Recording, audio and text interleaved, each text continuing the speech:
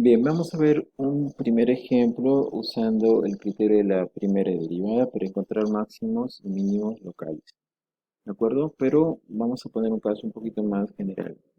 Supongamos que tenemos esta función y esta función, ustedes pueden ver que es una función que está definida sobre un dominio cerrado.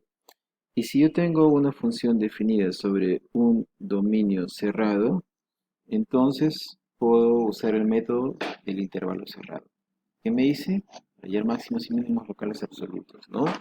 Encuentre primero el punto crítico, después hay en los puntos en los extremos del intervalo y después voy a tratar que hallar de todos estos máximos y mínimos el mayor de todos ellos. Así encontraré el máximo absoluto. Por lo tanto, primero encontraré los puntos críticos y los máximos y mínimos locales. Luego encontraré los valores en los extremos. Tomando los extremos, compararé con los máximos y mínimos relativos y ahí de ellos conseguiré el máximo y mínimo absoluto. Entonces, tengo la función, voy a encontrar los puntos críticos, para eso tomo la derivada de esta función y la derivada es 3x al cuadrado menos 6 veces x y esto es lo mismo que poner 3x por menos, a ver, esto es 3x por x menos 2. ¿Cierto? Así que los puntos críticos, donde se hace cero la derivada, es en x igual a cero y en x igual a 2. Vamos a ver si estos puntos críticos corresponden a máximos y mínimos. Para eso tengo que ver el cambio de signo de la función derivada. Acá tengo cero y acá va 2. Así que en la derivada, en esta función derivada, voy a evaluar un punto que esté en este primer intervalo, tomaré otro punto en este segundo intervalo y otro en el tercer intervalo. Tomemos un punto en el primer intervalo, por ejemplo, menos 1. ¿Cuánto vale la primera derivada en menos 1? Esto será igual a 3 por menos 1 por x, que vale, perdón, que x vale menos 1 menos 2. Y esto será menos 3 por menos 3 sale 9. O sea que acá la derivada resulta ser positiva. Si la derivada es positiva, entonces lo que tengo es que la función es una función que es creciente. ¿De acuerdo? Ahora vamos a hacer lo mismo con el siguiente intervalo. ¿Qué pasa? Voy a tomar acá un valor en el segundo intervalo. Por ejemplo, que sea el valor de 1. ¿No? Entonces, si yo tomo ahora la derivada, luego lo en 1, allí la derivada será 3 por 1 por 1 menos 2. Y esto me sale menos 3 es negativa. Así que la derivada aquí es negativa. Si uno hace lo mismo en el tercer intervalo, se dará cuenta que la derivada es positiva. Tengan mucho cuidado con eso, no siempre asuman que es positivo o negativo, va intercambiando los signos. Hay que tener mucho cuidado allí porque puede resultar que no haya un cambio de signo, por lo tanto no habrá más ni máximos ni mínimos. Entonces, ¿qué pasa con la función? La función en el segundo intervalo, la función aquí es decreciente, ¿no es cierto? Ya que la derivada es negativa. Y en el tercer intervalo la derivada es positiva, o sea que es creciente. Por lo tanto, el primer punto crítico 0 me va a dar un máximo local de la función y el segundo punto crítico me dará un mínimo local. Ahora, que ya tengo esto, según bueno, que ya encontré el máximo y mínimo local, estos se alcanzan en 0 y en 2. Ahora, adicionalmente en el problema, me da un intervalo cerrado. Y tengo ahora entonces que tabular la función, ¿no es cierto?, para encontrar sus máximos y mínimos, también en los extremos de la función. Vamos a poner aquí primero los extremos de la función, que sería menos un medio, y acá voy a poner 4. ¿De acuerdo? Y también voy a poner los puntos críticos. Y los puntos críticos son 0 y 2. Entonces acá voy a evaluar f en menos un medio, voy a evaluar f en 0, voy a evaluar f en 2 y evaluaré f en 4. Y para cada uno de estos casos, pues yo tengo que calcular cómo se ha comportado la función o cuáles son los valores de esta función.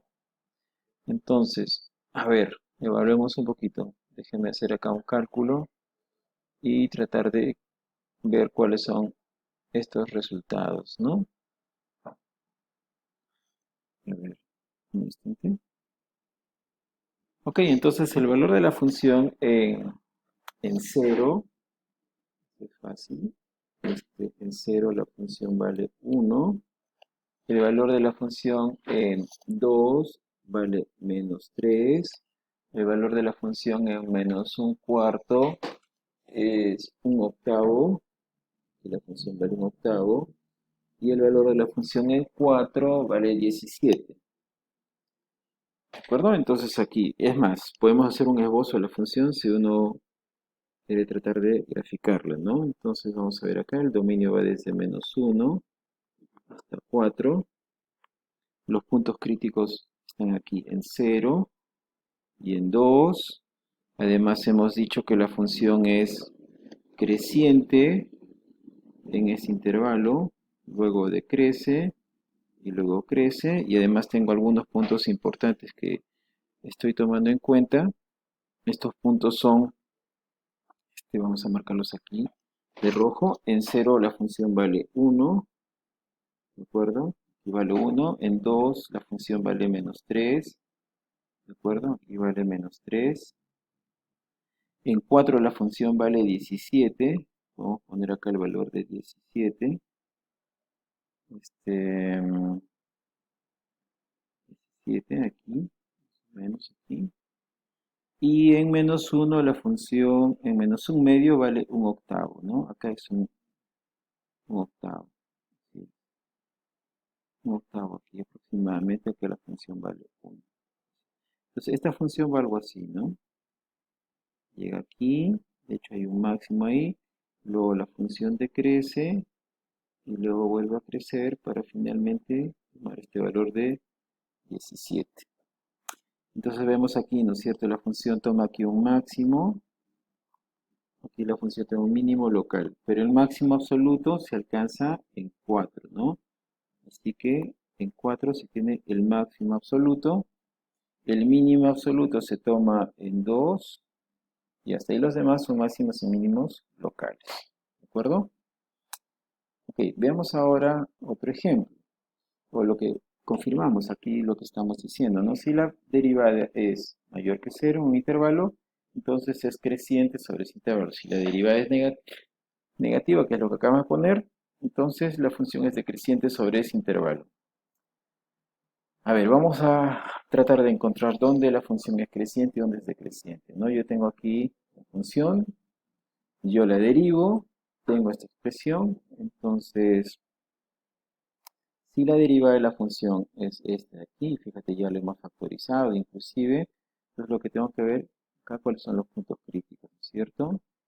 Y esta derivada, si es que es igual a 12x por x menos 2 por x más 1, pues hay que tomar los puntos críticos, son donde la derivada se hace 0 y se hace 0 en los siguientes valores. A ver, 0 se hace aquí en menos 1, en 0 y en 2, ¿no? Entonces lo que hay que ver ahí es donde la derivada es positiva o no es negativa. Entonces, nuevamente acá tenemos 1, 2, 3, 4 intervalos.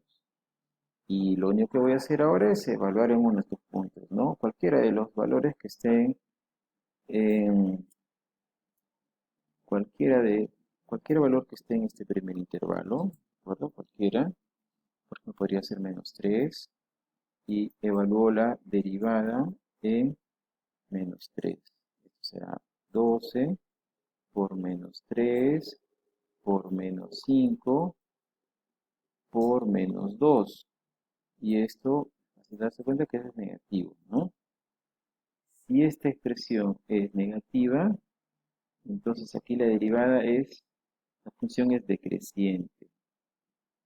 Si hago lo mismo aquí, evalúen por ejemplo en un medio, ¿no? La derivada en un medio, se darán cuenta, si hacen lo mismo, que aquí la derivada es positiva, pero la función es creciente, puedes evaluar ahora en ese intervalo, evalúas en 1, te tiene que salir negativo, ¿no?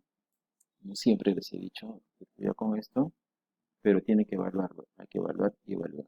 Entonces los intervalos de crecimiento serán estos de aquí, ¿no es cierto? No solamente de decrecimiento, sino que yo puedo determinar que aquí hay un mínimo local, aquí hay un máximo local y aquí hay un mínimo local. ¿Está bien?